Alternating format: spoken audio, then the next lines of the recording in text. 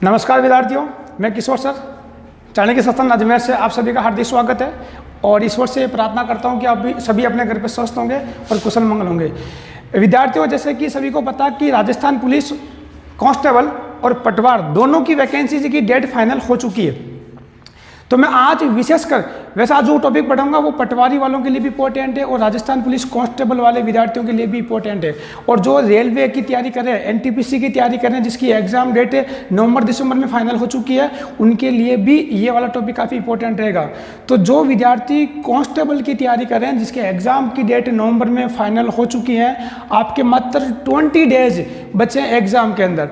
अब 20 डेज की मैं बात करूंगा तो 20 दिन के अंदर अपने को पार्ट ए में जो रीजनिंग वाला पोर्शन आ रहा है उसको अपन किस प्रकार से 30 में से 30 क्वेश्चन सोल्व कर सकते हैं, और वो भी 20 मिनट के अंदर। क्योंकि जितना टाइमिंग कम लोगे, रीजनिंग और मैथ में जो पूरा गेम होता है वो टाइमिंग का गेम होता है। आप जितना टाइम कम लोगे उतना ही आपको बेनिफिट मिलेगा। दिक्कत कहाँ आती है? सॉल्यूशन की दिक्कत आती है, सोल्व करने में टाइम ज़्यादा लग जाता है। तो अपन इसी टॉपिक में जो आपको भी दे रहा हूं, मैं आपको 15 टॉपिक दूंगा विशेषकर कांस्टेबल वाले विद्यार्थियों को। वो 15 टॉपिक आपके कांस्टेबल के अंदर जो 30 क्वेश्चन पार्ट ए के अंदर आएंगे, उसमें 30 में से 30 मार्क्स लाने की गारंटी मेरी है। बस आपको कंटिन्यू वीडियो देखना है और वीडियो को एंड तक देखना आप लोगों को।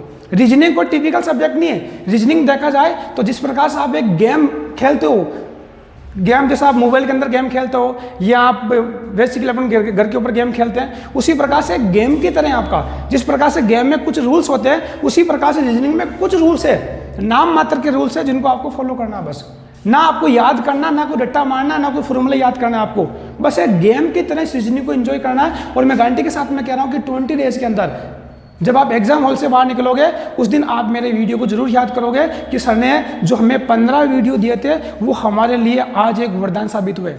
बस आपको वीडियो को एंड तक देखना और इंजॉय के साथ में, आपको यहाँ पर बटन लेकर के नहीं देखना, वीडियो को इंजॉय के साथ में देखना है। जिस प्रकार से आप एक गेम को एंजॉय करते हो, जिस प्रकार से आप गेम को किस प्रकार एंजॉय करते हो या खेलते हो आप लोग, उसी प्रकार से इंजॉय करते हो आपको रीजनिंग को पढ़ना है। और मैं गारंटी के साथ में कह रहा हूँ कि आपको 30 में से 30 मार्क्स दिलाएगा। ये एक ऐसा पोर्शन है, ऑलमोस्ट विद्यार्थी कहते हैं कि सर हमें ए पार्ट की कोई दिक्कत नहीं, हम आराम से पास आउट हो जाएंगे। लेकिन ध्यान में रखना जो मार्किंग होती है, क्योंकि आपको सिर्फ रिटन पेपर क्लियर नहीं करना है। रिटन पेपर क्लियर करने के बाद में आपका फिजिकल होगा, फिजिकल और रिटन पेपर दोनों के नंबर ऐड होकर फाइनल मेरिट लिस्ट बनेगी। उस फाइनल मेरिट लिस्ट में नंबर आने के लिए ये जो पार्ट ए है आपके लिए ये वरदान साबित होगा। क्योंकि पार्ट ए में आप किस स्कोर कर सकते हो, पार्ट ए में जितना अधिक मार्क्स लेके आओगे तो फाइनल रिजल्ट में आपको उतना ही बेनिफिट मिलेगा, आपकी उतनी ही अच्छी रैंक आएगी। तो दोस्तों, मैं आज बात करूंगा रीजनिंग का एक सबसे इंपॉर्टेंट टॉपिक है जो हर एग्जाम के लिए काफ़ी उपयोगी है। हर एग्जाम इसमें 4 से लेकर 5 क्वेश्चन आते हैं। मैं बात करूंगा कोडिंग डिकोडिंग का। वैसे कोडिंग डिकोडिंग को 3-4 पार्टों में बांटा गया है और मैं इन 3-4 पार्टों को एक ही चैप्टर के माध्यम से सोल्व करवा दूंगा। मैं बात करूंगा कोडिंग डिकोडिंग का जो पहला चैप्टर है वो आपका अल्फाबेट वाला। अब अल्फाबेट वाला चैप्टर की बात कर रहे हैं। अब अल्फाबेट का मतलब नॉर्मल भाषा में कहा जाए तो ABCD की बात करूंगा मैं यहाँ पर। यानी ABCD में जो टोटल अक्षर होते हैं आपके 26 अक्षर होते हैं। अब एग्जाम के अंदर क्या होता है आपका कि एग्जाम में टाइम कम होते हैं, क्वेश्चन ज़्यादा होते हैं। तो कम टाइम में ज़्यादा क्वेश्चन अटेंड करना है तो उसके लिए क्या करना होगा कि अपने को सारी तैयारी घसे करके जानी है। ऐसा नहीं आप एग्जाम हॉल के अंदर बैठ गए और कोई अल्फाबेट का क्वेश्चन आ गया तो आप वहाँ पर अल्फाबेट लिख रहे हो, ABCD लिखे, आप उनकी नंबरिंग कर रहे हो। मैंने बोल दिया अल्फाबेट का 25वां अक्षर कौन सा है, अल्फाबेट का 20वां अक्षर कौन सा। अब आप वहाँ पे अल्फाबेट लिख करके नंबर निकाल रहे हो तो वहाँ पर आप अपना टाइम वेस्ट कर रहे हो। क्योंकि जो तैयारी करनी है वो अपने को यहीं पे करके जानी है। वहाँ पर मैं कहूँगा कि 20 नंबर पे कौन सा अल्फाबेट आता है तो आपको कहना चाहिए T&20, यानी T आएगा आपका। यानी सारे अल्फाबेट के क्रम आपको याद होना चाहिए। जिस विद्यार्थी को अल्फाबेट का क्रम याद हो गया, कोडिंग डिकोडिंग के अंदर अल्फाबेट वाला चैप्टर आप लोग चुटकी में निकाल लोगे। अब क्रम कैसे याद करते हैं? क्रम याद करने का कोई फॉर्मूला नहीं है। आप घर पे बैठ के आप अपनी खुद की ट्रिक बना करके याद कर सकते हो। किसी गाइड में से आप ट्रिक निकाल करके भी याद कर सकते हो। ये आपने जो पहले गाइड पढ़ी उसमें से आपको जो ट्रिक याद है उसी ट्रिक को आप बेस बना करके उसमें आप कुछ तैयारी कर सकते हो।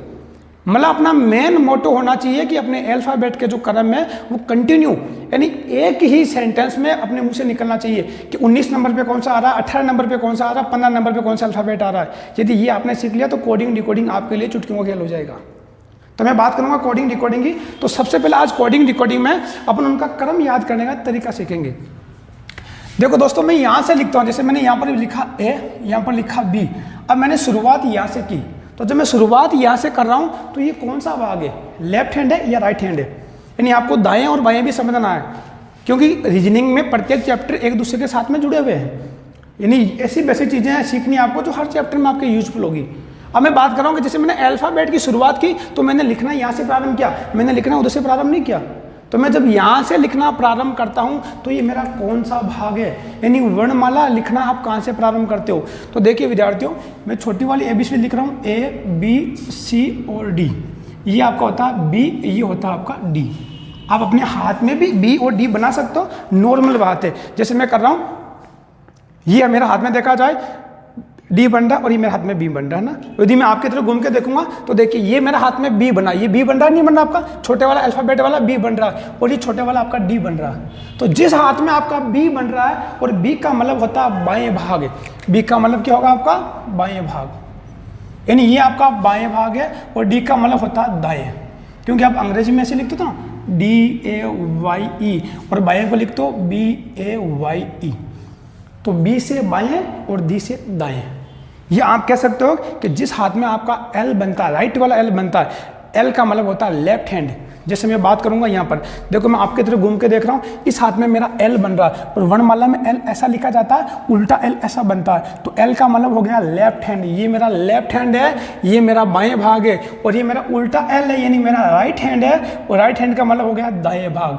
यानी अब देखो मैं इस बोर्ड के सामने खड़ा हूँ, एग्जाम हॉल के सामने आपके सामने ऐसी नोटबुक रहेगी, ऐसा आपके सामने पेपर रहेगा, उस पेपर में देखना कि इस पेपर किस तरफ आपका वही हाथ कौन सा, पेपर में इस तरफ मेरा बाएं हाथ है, बाएं का मतलब मेरा बाएं भाग हो गया आपका, और ये मेरा दाएं भाग हो गया। यानी मैं लिखना कहाँ से प्रारंभ कर रहा हूँ, मैं लिखना बाएं भाग से प्रारंभ कर रहा हूँ। तो कोडिंग डिकोडिंग में आपका एक चैप्टर आएगा कि बाएं से कोई अक्षर ज्ञात कीजिए या दाएं से कोई सा अक्षर ज्ञात कीजिए, तो उस समय ये दाएं और बाएं भाग आपके लिए काफ़ी इंपॉर्टेंट रहेगा। मैं सिटिंग अरेंजमेंट की बात करूँगा, उसमें भी ये दाएं बाएं का ख्याल काफ़ी इंपॉर्टेंट रहेगा।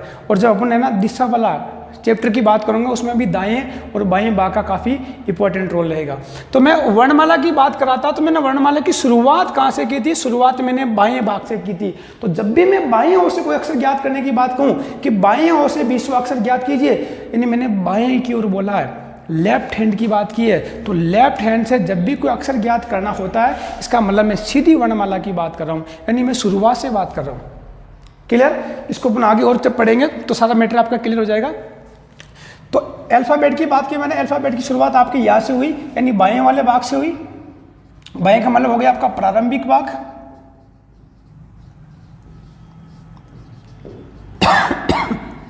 ये आपका प्रारंभिक भाग है ना।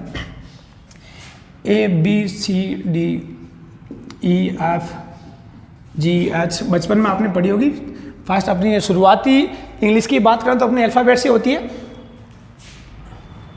JKLMNOPQRSTUVWXY और Z।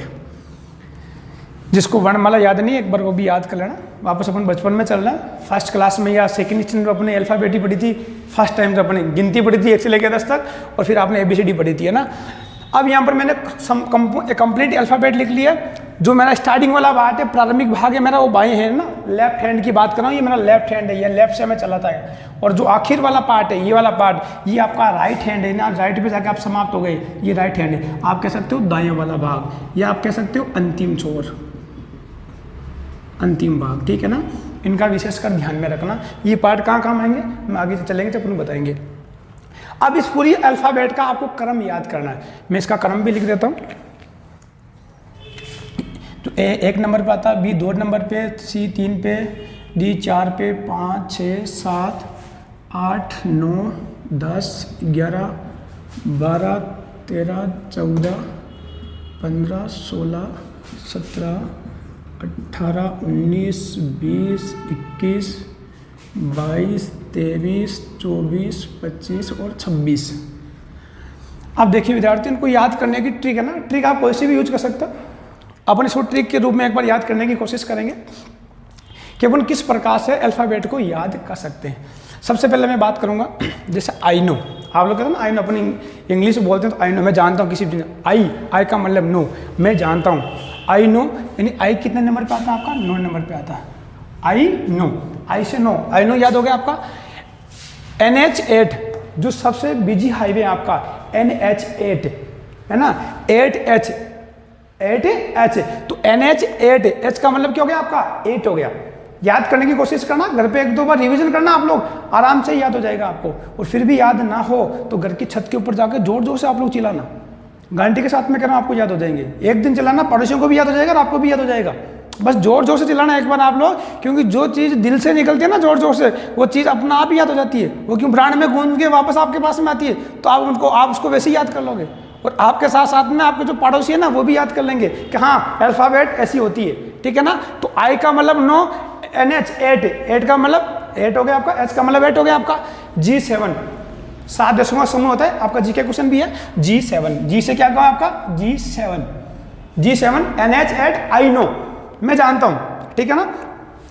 फिक्स 6, मैच में जैसे भी 6 लगता है ना तो मैच फिक्स हो जाता है, तो 6 है फिक्स, 6 नंबर किसका हुआ आपका, 6 से क्या हो गया मैच आपका फिक्स हो गया, तो 6 है फिक्स हो गया। बाकी ABCD आपको याद करने की आवश्यकता नहीं है। जब आप लोग पेपर देने बैठोगे ना तो उसमें ABCD 4 ऑप्शन आएंगे आपके, 1 2 3 4, तो A से लेके D तक वैसे ही आपको याद है। और E का मतलब 5 हो गया, बस एक अक्षर आपको बीच में याद रखना, 6 fix G7 H8 I know, ठीक है ना। आपने JK सीमेंट का कट्टा देखा होगा, JK सीमेंट जो व्हाइट सीमेंट बनती है अपने घोटन के अंदर, JK सीमेंट का जो कट्टा होता है ना उसमें JK10 लिखा हुआ होता है इस प्रकार से, यानी JK और आगे आएगा आपका 10, ये कट्टे की पैकिंग के ऊपर लिखा होता है JK10। तो J का मतलब क्या हो गया आपका 10 हो गया, तो J से 10 और K का मतलब क्या हो गया आपका 11 हो गया। JK10 की बात कर रहा हूँ, घोटन में जो व्हाइट सीमेंट होती है उसके पैकिंग के ऊपर जो लिखा होता है वो JK10 आता है। तो J का मतलब क्या हुआ JK, यानी J से 10 और K का मतलब 11। तो आपको यहाँ तक याद हो गया, क्लियर। आपको L याद करने की आवश्यकता नहीं है, बीच में अक्षर वैसे ही आप याद कर लोगे। अब मैं बात करूंगी मामा और नाना की। देखना ये 2 पीढ़ी के 2 अक्षर हैं आपके, और इस वर्णमाला को 2 भागों में डिवाइड भी करेंगे। ये M का मतलब क्या हो गया, M का मतलब मामा, उसके बाद में क्या था, मामा के बाद में नाना होता है आपका। तो मामा छोटा होता है और नाना बड़ा होता है आपका। तो M का मतलब क्या हो गया, M का मतलब हो गया मामा, और N का मतलब क्या हो गया आपका नाना हो गया। तो M से मामा, या आप कह सकते हो मामा किसका 13 का मतलब 13, इसको अपन 13 तो बोलेंगे ना, मामा 13, मामा किसका 13, और साथ में कौन आ गया आपका नाना आ गया। तो मामा 13 नाना, मामा कितने नंबर पर आएगा 13, मामा किसका 13, तो मामा से 13 याद हो गया आपके। एंड 3rd नंबर पे क्या था मामा, उसके अगला कौन सा हो गया आपका नाना, तो नाना कितने नंबर पर आ गया 14 नंबर पे हो गया। और आप ऐसा भी कह सकते हो जो मामा है ना वो लंबा है, मामा क्या L का मतलब लॉन्ग होता है ना आपका, मामा क्या लंबा, तो मामा थोड़ा लंबा था आपका, तो पहले क्या आ गया आपका L 12 नंबर पर आ गया, वैसे आपको L भी याद हो जाएगा। तो L से मामा, N से 14 हो गया आपका नाना। अब यह देखना कि वर्णमाला में टोटल आपके 26 अक्षर होते हैं, ठीक है ना। तो 26 अक्षर की बात करूंगा तो ये 2 अर्धांश बन जाएंगे, ये आपका पहला अर्धांश है और ये आपका द्वितीय अर्धांश है, ठीक है ना। इन दोनों अर्धांशों को याद रखना है, यानी 1 से लेकर के 13 तक की मैं बात करूंगा तो ये आपका प्रथम अर्धांश कहलाएगा, और प्रथम अर्धांश 1 से लेकर 13 तक होता है। तो याद करने का सिंपल तरीका कि मामा, जहां पर मामा आ गया पहली पीढ़ी हो गई आपके, तो 1 से 13 तक पहली पीढ़ी आपकी मामा की, और 14 अगली पीढ़ी नाना की आ गई आपकी, मामा के बाद में नाना आएगा ना। तो 14 से लेकर के 26 तक जो आपका आता है वो द्वितीय अर्धांश कहलाता है। ये आपका द्वितीय अर्धांश है और ये आपका प्रथम अर्धांश है, इनको याद रखना है। यानी 1 से लेकर के M, यानी मामा, मामा किसका 13, मामा तक प्रथम अर्धांश, और मामा से जैसे आप नाना के ऊपर जाओगे तो नाना दूसरी पीढ़ी का आ गया ना आपका, तो आपका हो गया द्वितीय अर्धांश। यहाँ तक कंप्लीट हो गया आपका। अब मैं बात करूंगा आगे के अक्षरों की। तो मामा नाना तक आपने याद कर लिया। अब बात करता हूँ, देखो एक होता है राजा, जो पहले क्या होता था कि राजाओं का जो भी अपने राजा होता था तो अपने एज के बाद में अपने वंशज को दूसरे को राजा बनाता, और राजा की उम्र होती थी 18 साल। आज भी जो अपन वोटिंग करते हैं, वोटिंग की एज क्या होती है अपने, जो 18 साल का होता है उसको अपन क्या बोलते हैं कि वोट के लायक हो गए, वोट देने लायक हो गया आपका ना, और वोट देके अपन लोग PM CM बनाते हैं। इसी प्रकार से आज अधिकार है वोट देने वाले का। तो आज की तारीख में राजा कौन हुआ, जो 18 साल का है। तो राजा कितने साल का हुआ, 18 साल का। और राजा की जो रानी होती है क्यून, वो राजा से क्या होती है, छोटी होती है, तो वो कितने साल की है, 17 साल की। राजा हुआ 18 साल का और राजा की जो रानी है वो हो गई 17 साल की, ठीक है ना। और राजा के आगे कौन होता है आपका, सेनापति। सेनापति होगा वो राजा के आगे की तरफ होगा। तो सेनापति कितने का हो गया आपका, 19 का हो गया। यानी राजा 18 साल का 18 साल का राजा क्यों होता है? जो वोट देने का अधिकार रखता है वो आज की तारीख में राजा होता है। तो राजा कितने साल का? 18 साल का। राजा की क्यून होती है वो राजा से छोटी होती है, तो वो हो गई 17 की। और राजा का जो सेनापति होगा वो राजा की आगे की ओर होगा, तो कितने हो गया आपका? 19 का हो गया। तो राजा, रानी और सेनापति ये तीनों कितने पे आ गए? 18, 17 और 19 पे आ गए। इन तीनों ने मिलकर T20 मैच खेला। इन तीनों ने मिलकर क्या खेला? T20 match. यानी राजा था आपका 18 साल का, रानी थी 17 साल की और सेनापति था 19 साल का। इन तीनों ने मिलकर क्या करा? T20 मैच खेला। राजा, रानी और सेनापति ने मिलकर T20 मैच। टी का मतलब क्या हो गया? 20 हो गया आपका। याद करने का आसान तरीका हो गया आपका। राजा, रानी, सेनापति ने T20 मैच खेला और ये मैच क्या हो गए? विनर हो गए। अब आप लोग जब भी जीतते हो ना, अपन विजय प्राप्त करते हैं, टॉप रहते हैं, तो अपन ये 2 उंगली खड़ी करते हैं। करते हैं नहीं करते हैं? 2 उंगली मतलब क्या हुआ? 2 और 2, इसका मतलब वी हुआ ना कि अपन विजय हो गए, तो अपन 2 उंगली खड़ी करते हैं। तो राजा, रानी मैच खेले और क्या हुआ? विक्ट्री, यानी 2-2। विक्ट्री मतलब वही होता ना आपका, 2 उंगली आ गई ना, तो 22 नंबर। वी का मतलब हो गया आपका 22 नंबर हो गया आपका, ठीक है ना। तो राजा, रानी, सेनापति T20 मैच खेला और इनका विकेट गया 23 पर। राजा का विकेट कितने पे गया आपका? 23 पर। डब्ल्यू का मतलब विकेट होता है ना, तो राजा, रानी T20 मैच खेलेंगे और विकेट कितने पे गया इनका? 23 पर गया। और इन्होंने क्या प्राप्त कर ली? विजय प्राप्त कर ली, विक्ट्री प्राप्त कर ली। कुछ भी अक्सर, और मुझे लगता नहीं कि आपको एक्स, वाई और जेड याद करने की आवश्यकता है ना। 24, 25 और 26 एक्स, वाई और जेड। 24, 25 और 26 एक्स, वाई और जेड। तो ये 3 अक्षर आपको याद कराने की आवश्यकता नहीं है। तो अब आपके बीच में बचे क्या अक्षर आपके? हाँ, बचा तो आपका क्या बचा? ओ बच गया। तो आपको पता ओपी, ठीक है ना। ओपी भी यहाँ ओपी कितने में आ गए आपका? 15-16 पे ओपी, ठीक है ना। और ये आप कैसे तो कि रानी जो होती है वो गाना गाती है ओपिया ओपिया ना, तो ओपिया के मतलब 15-16 15-16, क्योंकि रानी कितने साल की थी? 17 साल की रानी होती है ना भाई। राजा जब 18 साल का होता है तो रानी 17 साल की होती है। तो रानी राजा से मिलने से पहले गाना गाते हैं ना, ओपिया ओपिया। तो गाना कब गाएगी वो? जब 15 साल या 16 साल की होगी। तो ओपी का मतलब हो गया 15 और 16 हो गया आपका। वी का मतलब विक्ट्री, विक्ट्री कब प्राप्त होती है? जब आप 2 उंगली कैसे करते हो ना, तो 2 का मतलब हो गया 2 और 2, 22 नंबर पर आपकी विक्ट्री आ गई। और डब्ल्यू यानी विकेट गया था कितने पे? 23 पर। एक्स, वाई, जेड आपको याद करने की वैसी आवश्यकता नहीं पड़ेगी। तो यहाँ से आपको अल्फाबेट का, देखो मैं जैसे बता रहा हूँ ये कोई ट्रिक नहीं है, ठीक है ना। ये तो मेरे मन से ही मैंने जो ट्रिक बना दी ताकि आप लोगों को ये वर्ड का क्रमांक याद हो जाए। अपना मेन मोटो यहाँ पर क्या कि अपने को उस अक्षर का जो क्रमांक है वो याद करना है। क्योंकि एग्जाम में आपको पूछेगा कि 20 नंबर पे कौन सा अक्षर आता है, तो आप ऐसे वर्णमाला थोड़ी लिखोगे ABCD, या आप काउंट करोगे कि हाँ 20 नंबर पे क्या आ रहा, कि 20 नंबर पे टी आ रहा, तो आप देखो हाँ इसका आंसर टी हो गया। तो ऐसे लिख करके क्रमांक देना, फिर आप उसका पता करोगे, तब तक आपका 1 से 1.5 मिनट का टाइम तो वैसे ही वेस्ट हो जाएगा। फिर आप क्वेश्चन पढ़ोगे, फिर आप टिक लगाओगे, फिर आप गोला भरोगे, तो आपके 2 मिनट का टाइम वेस्ट हो जाएगा। यानी जहां आपको 2 क्वेश्चन अटेंड करने थे, अल्फाबेट लिखने और नंबरिंग करने के चक्कर में आपने एक क्वेश्चन को 2 मिनट का टाइम दे दिया।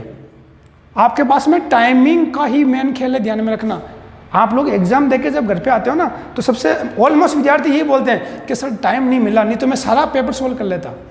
अरे टाइम सबको इक्वल मिलता है, और जो पेपर सेलेक्ट किया जाता है वो टाइमिंग के अकॉर्डिंग ही सेट किया जाता है कि इतने टाइम में इतने क्वेश्चन सोल्व हो सकते हैं, उसी अकॉर्डिंग ही पेपर सेट किया जाता है। तो आपको पूरे में से पूरे क्वेश्चन भी अटेंड नहीं करने, ठीक है ना। एंड के 4-5 क्वेश्चन होते हैं, नहीं आपको टाइम नहीं मिला तो उनको आप छोड़ दो, कोई दिक्कत नहीं। लेकिन जो क्वेश्चन आप लोग कर सकते हो उनको इस तरीके से करो कि कम टाइम है वो क्वेश्चन अपने को ज़्यादा अटेंड करने हैं। तो वो चीज़ें कब हो सकती है? जब आपकी प्रैक्टिस बहुत बढ़िया हो। और मैं आपको फिर से कह रहा हूँ, ये पार्ट ए को आप लोग हल्के में मत लेना। पार्ट ए एक ऐसा पार्ट है आप लोगों के लिए जो कांस्टेबल की फाइनल मेरिट लिस्ट बनने में आपके लिए एक जैसे गोल्डन पार्ट होगा आपके लिए। क्योंकि यहाँ से आप जितना नंबर अचीव कर सकते हो ना, फाइनल मेरिट लिस्ट में आपकी रैंक उतनी अच्छी बनेगी। आपका टारगेट ये नहीं होना चाहिए कि मुझे पार्ट ए में सिर्फ पासिंग नंबर लेके आना है। हाँ, पार्ट आप में पासिंग नंबर लेके आ गए, बी में लेके आ गए, सी में ले गए, फिजिकल भी आपने क्लियर कर लिया, लेकिन जब फाइनल मेरिट लिस्ट बनेगी उस समय आप देखोगे कि आप कट ऑफ से 2 नंबर से या 2% से या 0.5% से पीछे रह गए। क्योंकि जो फिजिकल में पास करेंगे 10 गुना 15 गुना पास करेंगे, आपको पता है। अब 15 गुना में आपका कौन सा नंबर आ रहा है आपको पता थोड़ी कि आपको, वो तो फाइनल मेरिट बनेगी तो पता लगा रहे हम तो कुछ नंबरों से रह गए। क्यों रह गए? क्योंकि आपने इस वाले पार्ट को हल्का ले लिया, और स्कोरिंग पार्ट ही आपका यही है। तो इसका विशेषकर ध्यान रखना है कि कम टाइम में ज़्यादा क्वेश्चन आपको अटेंड करने हैं। तो मुझे उम्मीद है आपको याद हो गए होंगे। मैं वापस एक बार रिवीजन कर देता हूँ। ABCD आपको याद करने की आवश्यकता नहीं पड़ेगी, क्योंकि आपके ऑप्शन में दिए मिलेंगे। ABCD 4 नंबर पे आता है। ई का मतलब वैसे ही आपको ई से 5 नंबर याद कर लोगे। एफ का मतलब होता है फिक्स, मैच का फिक्स होता है जब 6 लगता है, तो F से 6 हो गया। G7 आपके जीके में क्वेश्चन भी है, आपको याद भी करना है। G7 7 देशों का समूह होता है, तो G से 7 हो गया। NH8 सबसे बिजी हाईवे है, NH8। NH से क्या हो गया आपका 8 हो गया। आई नो, मैं जानता हूँ ये सब चीजें, इसी अल्फाबेट के बारे में मैं सब जानता हूँ। आई नो, आप बोलते हो ना आई नो, तो आई से 9 हो गया आपका, ठीक है ना। जेके जो व्हाइट सीमेंट का कट्टा होता है उसके ऊपर कितना नंबर लिखा होता है, जेके 10, तो जेके 10, जे का मतलब 10 और के का मतलब 11। मामा और नाना, मामा किसका, तेरा, मामा तेरा, और साथ में कौन आ गया आपका, नाना आ गया। और मामा लंबा भी था, साथ में एल भी आ गया आपका, एल का मतलब लॉन्ग होता है, ठीक है ना। तो मामा से पहला एल लगता है आपका। उसके बाद मैंने बात की थी राजा 18 साल का होता है। राजा की रानी होती है वो कितने साल की होती है, 17 साल की। क्यून होती है 17 साल की। और राजा का सेनापति, एस का मतलब होता है सेनापति, वो राजा के आगे की तरफ होता है 19 का। इन तीनों ने मिलकर T20 मैच खेला, ठीक है ना। और इनका विकेट कितने में गया था, 23 पर। और इन्होंने क्या प्राप्त कर ली, विक्ट्री यानी विजय प्राप्त कर ली। और XYZ आपको वैसे याद हो जाएंगे। OP का मतलब याद रखना है, तो जो रानी होती है वो ओपिया गाना गाती है, वो 15 और 16 साल में गाना गाती है। तो मुझे उम्मीद है कि आपको सारे अल्फाबेट याद हो गए होंगे। अब देखो एग्जाम में क्वेश्चन किस टाइप से पुटअप होगा। मैं सबसे पहले अल्फाबेट की जो सिचुएशन होती है, अल्फाबेट का जो व्यवस्थीकरण होता है, उसके अकॉर्डिंग कौन सा क्वेश्चन बन सकता है आपका, उसके बारे में बात करेंगे। तो पहले मैं बात कर रहा हूं, जैसे मैं कह रहा हूं दाएं से कोई आपको अक्षर ज्ञात करना है। पहले बाएं से स्टार्ट करते हैं। बाएं से 8वें अक्षर के दाएं और 5वें अक्षर के बाएं ओर तीसरा अक्षर तो कौन सा होगा। देखिए विद्यार्थियों, मैंने स्टार्टिंग कहां से की है, बाएं वाले भाग से। इसको विशेषकर ध्यान में रखना है कि क्वेश्चन की लैंग्वेज में पहला जो पार्ट आ रहा है, लेफ्ट का आ रहा है या राइट का आ रहा है, उस पर आपको विशेषकर ध्यान में देना है। ये विशेषकर जो इंग्लिश मीडियम के विद्यार्थी हैं उनको थोड़ी सी दिक्कत आएगी। उनके लिए मैं अलग से जो SSC और बैंक वाला वीडियो बनाऊंगा, जो प्योर इंग्लिश मीडियम में चलेगा, उसमें आपको अलग से वीडियो बना दूंगा। ये प्योर उन विद्यार्थियों के लिए जो हिंदी मीडियम की मैं तैयारी कर रहे हैं। मैं बाएं ओर से बात कर रहा हूँ, नहीं लेफ्ट हैंड से बात कर रहा हूँ। अब देखा आपने क्वेश्चन की जो लैंग्वेज आ रही है, क्वेश्चन की लैंग्वेज जो पहला अक्षर आ रहा है वो क्या है आपका, बाएं ओर आ रहा है। और मैंने स्टार्टिंग में जब मैंने यहाँ पर आपको पहला अल्फ़ाबेट लिखा था, तो मैंने कहा था अल्फ़ाबेट की शुरुआत बाएं ओर से होती है। अल्फ़ाबेट की शुरुआत कहाँ से होती है आपकी, बाएं ओर से। तो शुरुआत मेरी बाएं ओर से होती है, तो इसका मतलब मैंने पहला अक्षर क्या लिखा है यहाँ पर, बाएं। अब मुझे बाएं से अक्षर काउंट करना है। बाएं का मतलब मुझे सीधा चलना है, मुझे उल्टा नहीं चलना है। यदि मैं दाएं, यदि पहला अक्षर आता तो मुझे उल्टा चलना पड़ता था, यानी मुझे इधर से काउंट करने पड़ते थे। उल्टा काउंट करने में दिक्कत आती है, सीधा काउंट करने में कोई दिक्कत नहीं आएगी। मैं आपको कहूँ बाएं से 8 हुआ, तो शुरुआत से 8 अक्षर कौन सा होता, तो आपको पता 8H, NH8 था ना आपका, तो आप डायरेक्ट कह सकते हो 8 नंबर पे तो आपका H आएगा, कोई दिक्कत नहीं आने वाली, ठीक है ना। यदि मैं दाएं करता तो आपको दिक्कत आती। मैंने कहता कि दाएं से 8 हुआ, तो पहला, दूसरा, तीसरा, चौथा, 5वां, 6वां, 7वां, 8वां, फिर आप कहते ऐसा आएगा। तो इधर से काउंट करने में आपको दिक्कत आ रही है, इधर से कोई दिक्कत आनी नहीं चाहिए आपको। मैंने कहा बाएं से, बाएं का मतलब होता है स्टार्टिंग वाले पार्ट से, बाएं से 8वां अक्षर, तो बाएं से 8वां होता कौन सा आपका, NH8 की बात की थी ना मैंने, NH8, 8 का मतलब H होता है आपका, ये आपका आंसर हो गया। मैं बात कर रहा हूं बाएं से। बाएं का मतलब हमेशा दिमाग में घुसेड़ दो इस चीज को कि बाएं का मतलब होता है स्टार्टिंग वाला पार्ट, शुरुआत से अक्षर सीधी वर्णमाला में चलना, कोई दिक्कत नहीं होगी आपको। मैंने कहा बाएं से 16वां अक्षर ज्ञात कीजिए। अब आपको पता 16 नंबर याद नहीं आ रहा, लेकिन 17 नंबर 18 नंबर तो याद रहा ना। राजा 18 साल का, राजा की रानी 17 साल की, और राजा से रानी क्या गाती है, ओपिया, ओपिया गीत गाती है। तो पिया कितने पे आ रहा, पी 16 नंबर पे आ रहा, तो पी आपका आंसर हो गया। मैं कह रहा हूं बाएं से 20वां अक्षर, तो बाएं का मतलब क्या हुआ, स्टार्टिंग से, शुरुआत से आपको 20वां अक्षर याद करना है। तो 20 नंबर पे क्या था, T20, उन्होंने मैच खेला था राजा रानी ने, टी का मतलब 20 हो गया, तो आपका आंसर 20 आ गया। तो शुरुआत से कोई वर्ड काउंट करने में आपको दिक्कत नहीं आनी चाहिए। मैंने कहा शुरुआत से, प्रारंभिक बिंदु से अल्फाबेट का 22वां अक्षर कौन सा होगा, तो आपको पता 22वां विक्ट्री वाला होता है वी, तो आपका आंसर वी हो गया। आपको अल्फाबेट लिखने की आवश्यकता नहीं है, और ना ज़्यादा अपने को कोई इसमें मेथड लगाना है, ना कोई फॉर्मूला यूज करना है, बस अपने को इनका क्रम याद रखना है। मैंने कहा बाएं भाग से 13वां अक्षर कौन सा होता है, तो आपको पता मामा किसका 13, तो मामा आपका एम आंसर हो गया। कहाँ से? बाएं वाले भाग से। स्टार्टिंग वाली बात की बात कर रहा हूं मैं, तो स्टार्टिंग वाला पार्ट होता है आपका बाएं वाला पार्ट, ये आपको याद रखना है। अब यहां पर देखो, यहां पर बाएं दाएं बाएं दाएं कैसे काफी कुछ लंबा लिखा हुआ, क्वेश्चन काफी डीपली भी आ सकता है आपका। तो शुरुआत कहां से हुई आपकी? बाएं से। बाएं का मतलब मुझे सीधा चलना है, स्टार्टिंग से चलना है। तो बाएं से कौन सा अक्षर आपका? बाएं से आपका 8वां अक्षर है। बाएं के बाद में फिर क्या आ गया आपका? दाएं आ गया। दाएं और कौन सा आपका? दाएं और आपका 5वां अक्षर है। फिर दाएं के वापस क्या आ गया आपका? बाएं आ गया। दाएं से वापस क्या आ गया आपका? बाएं आ गया, ठीक है ना। तो बाएं और कौन सा अक्षर है आपका? ये 3रा अक्षर है। अब कैसे ज्ञात करोगे? बाएं दाएं बाएं दाएं बार बार आ रहा है आपके यहाँ पर। तो देखिए, इसमें आपको एक चीज का ध्यान में रखना कि शुरुआत में कौन सा भाग आया हुआ है। शुरुआत में बायां भाग आया हुआ है ना, तो इस बाएं वाले भाग में जोड़ना और घटाना है। जोड़ना घटाना कैसे है कि यदि सेम यानी एक समान भाग आते हैं, एक समान दिशा आती है आपकी या भाग आते हैं, तो उनको घटाना है। तो उनको क्या करना है? आपको घटाना है। और एक समान आके आपकी विपरीत दिशा आती है, विपरीत दिशा या भाग आता है, तो उनको आपस में जोड़ना है।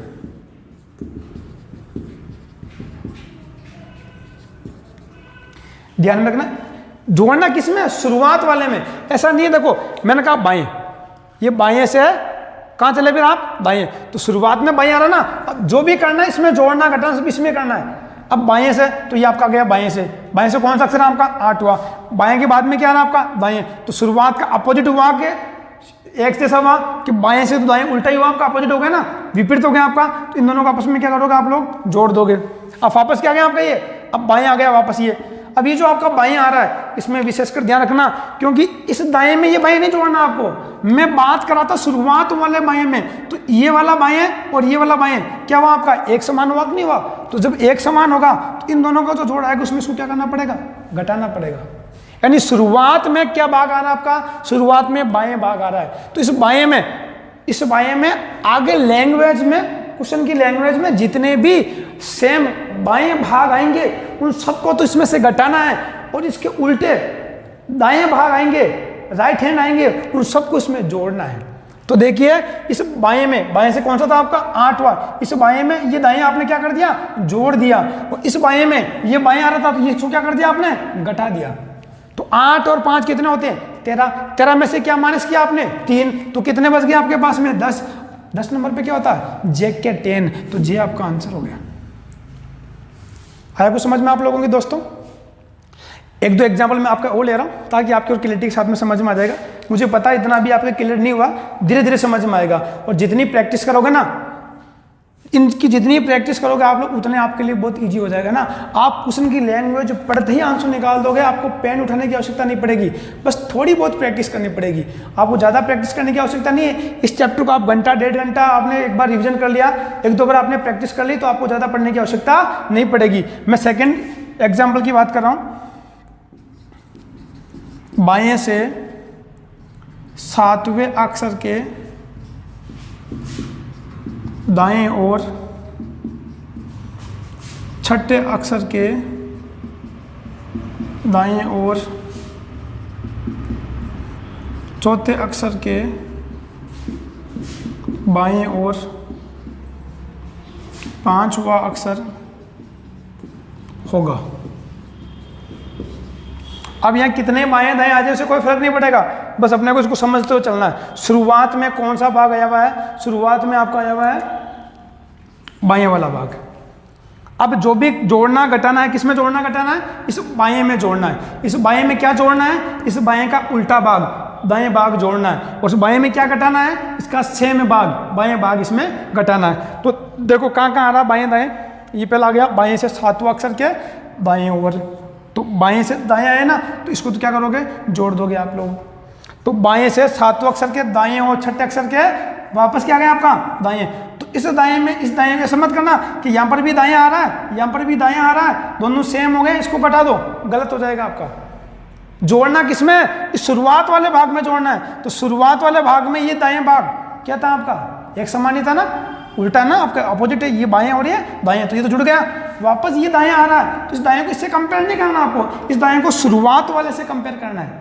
तो इसमें क्या करोगे आप लोग, इस बाएं में इस दाएं को जोड़ोगे घटाओगे, ये भी जुड़ जाएगा। क्यों? क्योंकि अपोजिट भाग है आपका।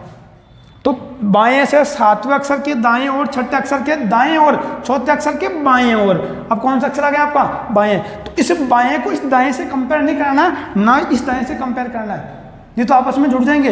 इस बाएं वाले भाग को इस वाले बाएं भाग से क्या करना है आपको? कंपेयर करना है। तो इस बाएं में ये वाला बाएं क्या होगा? जुड़ेगा या घटेगा? ये घटेगा। क्यों? क्योंकि दोनों एक समान भाग है आपके, तो इसको आप घटा दो। बस यहीं से जोड़ दो, घटाना कर दो आप लोग। 7 नंबर थे, 7 में आपने 6 को जोड़ दिया, तो 6 और 7 कितने हो गए? 13 नंबर हो गए। 13 में क्या करा आपने? ये 4 आपने और जोड़ दिया, तो 13 और 4 कितने हो गए आपके? 17। 17 में से क्या माइनस कर दिया आपने? 5 माइनस कर दिया, तो कितने बचे? 12। अब मैं कहूँगा 12 नंबर पे क्या था?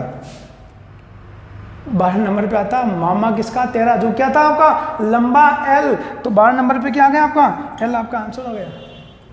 आपको अल्फ़ाबेट लिखने की आवश्यकता नहीं पड़ेगी यहाँ पर, बस कैसे जोड़ना है, कैसे घटाना है, इसका आपको विशेषकर ध्यान रखना है।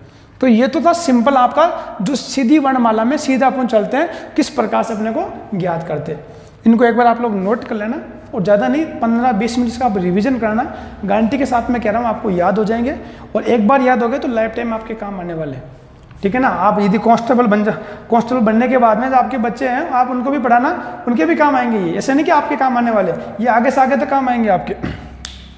अब मैं बात करूंगा अंतिम छोर से, दाएं वाले भाग से किस प्रकार से अक्षर को ज्ञात करते हैं। क्योंकि यहाँ तो सीधा चल रहा था तो कोई दिक्कत नहीं आ रही थी, उल्टे वाले छोर से किस प्रकार से अपन अक्षर फाइंड करेंगे, उसके बारे में अपन डिस्कस करेंगे। अब देखो, वहां जैसे स्टार्टिंग में यहाँ बायां लिखा हुआ आया था, वहां पर आपका दाएं लिखा हुआ आएगा।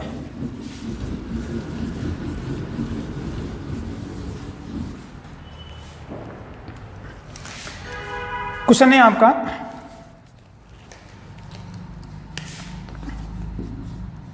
दाएं भाग से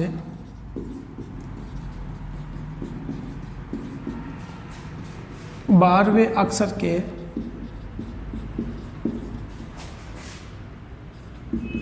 दाएं और तीसरे अक्षर के बाएं और चौथा अक्षर कौन सा होगा? ध्यान से देखिए क्वेश्चन को एक बार। जल्दबाजी में आप लोग जो क्वेश्चन सोल्व करते हैं एग्जाम हॉल के अंदर, थोड़ा सा क्या होता है कि अपना बॉडी का टेम्परेचर भी हाई हो जाता है, और थोड़ा बहुत अपन नर्वस भी रहते हैं उस समय। तो जल्दबाजी में अपने क्वेश्चन तो आते हैं, क्योंकि रीजनिंग इतना टिपिकल सब्जेक्ट नहीं है, बहुत ईजी सब्जेक्ट है। जो टिपिकल मानते हैं वो एक उनकी साइकोलॉजी अलग प्रकार से सेट हो रखी है, बाकी बहुत ईजी सब्जेक्ट है ना। आप इसी इतना इंटरेस्टिंग सब्जेक्ट है, इसमें जितना सीखो उतना कम है। और जिस टॉपिक को आप लोग पढ़ते हो ना, उस टॉपिक को बंजर कर दो कि वहाँ से वापस क्वेश्चन कैसा भी आ जाए मजा।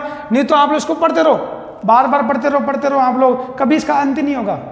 ऐसा एक बार पढ़ो, पूरा डीपली पढ़ो, उसकी जड़ों तक जाओ एक बार, और जड़ों तक जाकर के सब प्रकार के क्वेश्चनों का एक बार आप कलेक्शन कर लो, उनको सोल्व कर लो, उनकी प्रैक्टिस कर लो, तो वो वाला टॉपिक आपके लिए बंजर हो जाएगा। वहाँ से क्वेश्चन पुटअप होने का सवाल नहीं होगा तो आप चुटकी में उसका आंसर निकाल दोगे। बस अपना जो बेसिक कंसेप्ट है वो सारा क्लियर होना चाहिए। तो यहाँ पर बात कर रहा हूँ मैं क्वेश्चन की, तो अपन जल्दबाजी में क्या करते हैं, क्वेश्चन अपने को आ रहा है, लेकिन इसको क्या करते हैं पढ़ने में, ठीक है ना, या कैलकुलेशन करने में, जोड़ने में, घटाने में कहीं ना कहीं गलती कर देते हैं। तो आप लोगों को ध्यान से क्वेश्चनों को पहले पढ़ना है, ये अपने क्वेश्चन को क्या कह रहा है और क्या पूछ रहा है। ये कह रहा है कि दाएं भाग से, तो शुरुआत कहाँ से करनी है आपको? दाएं भाग से। अब आपको पता है कि दाएं भाग से कौन सा भाग होता है, स्टार्टिंग वाला भाग होता है या अंतिम छोर वाला भाग होता है। तो आपको पता है कि दाएं छोर का मतलब मैं अंतिम छोर से, यानी उल्टी वर्णमाला की बात कर रहा हूँ मैं। अब मैं कहूँगा दाएं भाग से 12वां अक्षर ज्ञात करना आपको। सपोज करो इस लैंग्वेज को अपन बाद में यूज करेंगे, पहले यहाँ तक की पूछ रहा हूँ मैं आपको, दाएं भाग से 12वां अक्षर। तो आप लोग क्या करोगे, इधर से काउंट करोगे, पहला अक्षर, दूसरा, तीसरा, चौथा, पांचवा, छठा, सातवां, आठवां, नौवां, 10वां, 11वां, 12वां। तो क्या रहा था आपका, आपने कहा इसका आंसर ओ होगा। ओ कब होगा, जब आप पूरी वर्णमाला लिखोगे, दाएं बाएं भाग लिखोगे, उसका पूरा क्रमांक लिखोगे, तब आपको पता चलेगा। उतने में आपके 2 मिनट का टाइम तो वैसे चला गया। आपने 2 मिनट का मतलब एक क्वेश्चन आपने खो दिया, अब आप एक क्वेश्चन का अटेंड करोगे, ठीक है ना, तो उसका विशेषकर ध्यान रखना है। अपने को क्रम का, इनका क्रम है वो पता होना ही चाहिए। अब मैं बाएं भाग से दाएं भाग से बात करना कि मुझे दाएं भाग से पता करना है तो कैसे ज्ञात करेंगे? देखो, वर्णमाला में जो अक्षर होते हैं वो कितने होते हैं? 26 अक्षर होते हैं। अब मैं कहूँगा वर्णमाला का 27वां अक्षर कौन सा है, तो कैसे कैसे निकालोगे आप लोग? 27वां अक्षर का मतलब हो गया कि घूम फिर के वापस आपको यहाँ पर आना है। 26 के बाद में 27 वापस यहीं पे आओगे ना आप लोग। ये पूरी वर्णमाला होती है, एक पूरी सर्कल में यदि मैं लिख दूँ गोल गोल, तो क्या करोगे आप लोग? यूँ चलोगे 1 2 3 4 5 26, 26 के बाद मैं कहूँगा 27, तो वापस कहाँ आ गए आप? 1 पर आ गए। 28 का मतलब 2 पे आ गए, 29 का मतलब 3 पे आ गए, 30 का मतलब 4 पे आ गए। आपको यूँ चलना पड़ेगा, ठीक है ना? तो वर्णमाला में अक्षर होते हैं आपके 26। तो जैसे मैं 27वें अक्षर की बात करूंगा तो 27वें अक्षर का मतलब हो गया वापस आप 1 नंबर के ऊपर आ गए, ठीक है ना?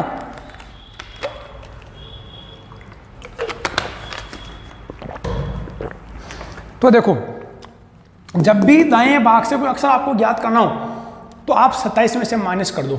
27 में से माइनस क्यों करते हैं? क्योंकि जैसे मैं 27 में से माइनस करूंगा, यानी 26 के बाद में 27 अक्षर बोलूंगा तो वापस मैं काम पर आ गया, वापस में स्टार्टिंग में आ गया, शुरुआत में आ गया, और शुरुआत से मुझे काउंट करने में कोई दिक्कत नहीं होगी, ठीक है ना? तो जब भी आप उल्टी वर्णमाला काउंट करते हो दाएं भाग से, राइट हैंड से कोई भी अक्षर आप फाइंड करते हो तो आपको 27 में से माइनस करना है। तो देखो उनको पहले काउंट कर लो। मैंने कहा दाएं भाग से आपको 12वां अक्षर ज्ञात करना है, और आपने दाएं भाग से 12वां अक्षर ज्ञात किया, आपका क्या आया था? ओ आया था। इसको एक बार 27 में से माइनस करके देखो एक बार। 27 में से क्या माइनस किया आपने? 12 माइनस किया, कितने बच गए? 15 बच गए। आपको पता 15 नंबर पे क्या था? मैंने कहा था ओ पिया 15 और 16, यानी 15 नंबर पे क्या आ गया आपका? ओ आ गया। आपका आंसर क्या हो गया? ओ हो गया।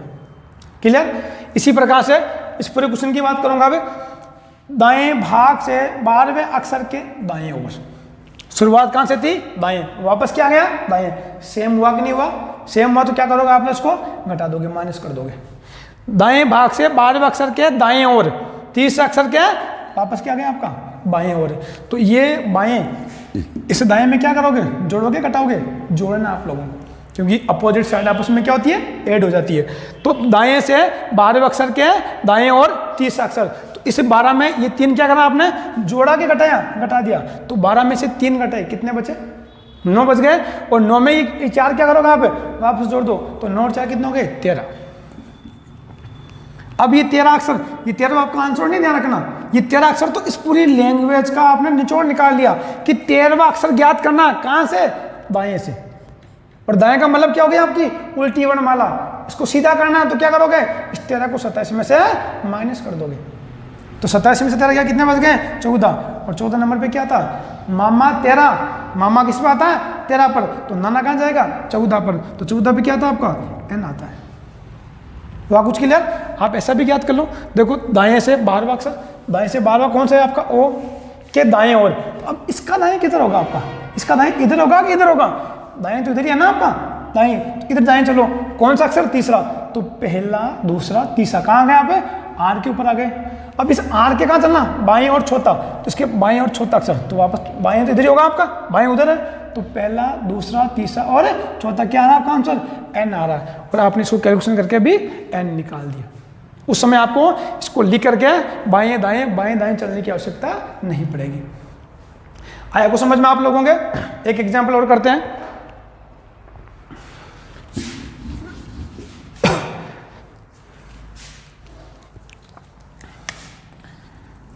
दाएं से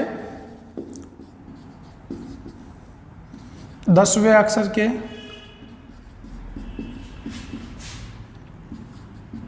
बाएं ओर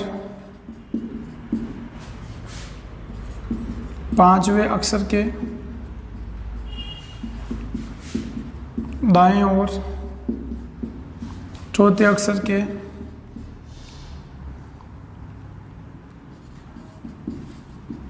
बाएं ओर, दूसरा अक्षर होगा। शुरुआत कहाँ से करनी है आपको? इसको भी एक बार मैं लिख देता हूँ। ये आपका 27 में से आपने 13 माइनस किया था, 14 आपका आंसर, यानी n आपका आंसर हो गया था। अब वापस अपन बात करें दाएं से, तो आपको दाएं से अक्षर फाइंड करना है। दाएं से बाएं ओर चलना है, तो दाएं में बाएं क्या करोगे आप लोग? घटाओगे या जोड़ोगे? जोड़ोगे। उल्टी आ गई ना साइड आपकी, जोड़ दिया। फिर वापस क्या आ गया आपका? फिर आ गया दाएं, फिर क्या आ गया? फिर आ गया बाएं। क्वेश्चन की लैंग्वेज पढ़ते आपने पता कर लिया 4 बार दाएं बाएं आ रहा है, तो इस दाएं में ये बाएं क्या होगा, जुड़ेगा, ये दाएं, इस दाएं को इस बाएं से कंपेयर मत करना, इस दाएं को शुरुआत वाले दाएं से कंपेयर करना है। तो दोनों क्या हुए, एक समान हुए कि अपोजिट हुए, दोनों अपोजिट हुए कि एक समान, एक समान है ना आपके, क्योंकि ये भी दाएं और ये भी दाएं है, तो क्या करोगे, इसको एक समान को आपस में माइनस कर देते हैं। अगला वापस क्या आना आपका, बाएं, तो इस बाएं को ना तो इस दाएं से कंपेयर करना है और ना इस बाएं से कंपेयर करना है, उस बाएं को इस वाले दाएं से कंपेयर करना है, तो क्या होगा, आपस में जुड़ेगा, तो इसको भी जोड़ देना आपको। अब यहाँ से जोड़ बाकी कर लो आप लोग। कौन सा था आपका 10वां में जोड़ना कौन सा 5वां, 10 और 5 कितना हो गए 15, 15 में माइनस करना कितना 4, तो कितने बचे 11, 11 में क्या करा आपने 2 और जोड़ दिया, तो कितने हो गए 11 और 2 कितने होते हैं 13 होते हैं ना, तो 13वां अक्सर फाइंड करना है। अभी 13 कौन सा फाइंड करना है, उल्टी से फाइंड करना है, सीधी में फाइंड नहीं करना है, क्योंकि शुरुआत कहाँ से कर रहे हैं अपन, दाएं से कर रहे हैं। तो इनका जो भी जोड़ बाकी आ गए आपका, आने के बाद में किस में से माइनस करोगे आप लोग, 27 में से माइनस करोगे। तो आपको पता है तो 27 में 13 माइनस किया, कौन सा बच्चा आपका 14, 14 पे क्या था आपका नाना, नाना आपका आंसर, एन आपका आंसर हो गया। क्लियर दोस्तों। तो देखिए अब इसका जो सेकंड पार्ट बचा है, ये मेरा फर्स्ट वीडियो है, सेकंड वीडियो में पूरी अल्फाबेट में आपके कंप्लीट कर दूंगा। यानी ये तो आपका सिंपल दाएं बाएं वाला भाग याद करना था। अब इसके प्रथम अर्धांश द्वितीय अर्धांश वाला चैप्टर, और इसमें बाकी जो किस प्रकार के क्वेश्चन प्राप्त होते हैं, जैसे राम को 120 लिखा तो श्याम को क्या लिखेंगे, मोमन को उल्टा APQ ऐसा कुछ लिख दिया सिंबल के अंदर, जो साधारण सांकेतिक भाषा में इस अक्षर को ऐसा लिखा जाए तो इस अक्षर को कैसा लिखा जाएगा, इस प्रकार के क्वेश्चन आते हैं। अल्फाबेट के 2-3 क्वेश्चन आते हैं और 1-2 क्वेश्चन आपके दाएं बाएं भाग वाले आते हैं। टोटल 4 से 5 क्वेश्चन अल्फाबेट के आते हैं, ठीक है ना। जिसको ये अल्फाबेट का क्रमांक याद हो गया, अल्फाबेट आप चुटकियों में बगैर पेन नोट सोल्व कर सकते हो, बस अल्फाबेट का क्रम आपको याद करना है। तो अपन जब नेक्स्ट वीडियो में मिलेंगे, बाकी सांकेतिक भाषा के क्वेश्चन किस प्रकार से सोल्व करते हैं, अर्धांशों को आपस में उल्टा करने पर किस प्रकार से अक्षर ज्ञात किया जाता है, ये दोनों टॉपिक अगले वीडियो अपन कंप्लीट करेंगे। तो जितने भी वीडियो दोस्तों अपने जितने भी ग्रुप के अंदर जो आपके दोस्त हैं उनको आगे सेंड करें, उनको बोलो सब्सक्राइब करें, लाइक करें, और किसी भी चीज़ की यदि आपको लग रहा है कि कुछ डाउट आ रही है, वीडियो में क्लैरिटी की वगैरह में कुछ प्रॉब्लम आ रही है, तो कमेंट में कुछ ना कुछ जरूर लिखें। आपको PDF फाइल या कुछ क्वेश्चनों की प्रैक्टिस भी चाहिए तो हमें कमेंट के रूप में कुछ ना कुछ जरूर लिखें, और हमारे चैनल को सब्सक्राइब जरूर करें। धन्यवाद विद्यार्थियों।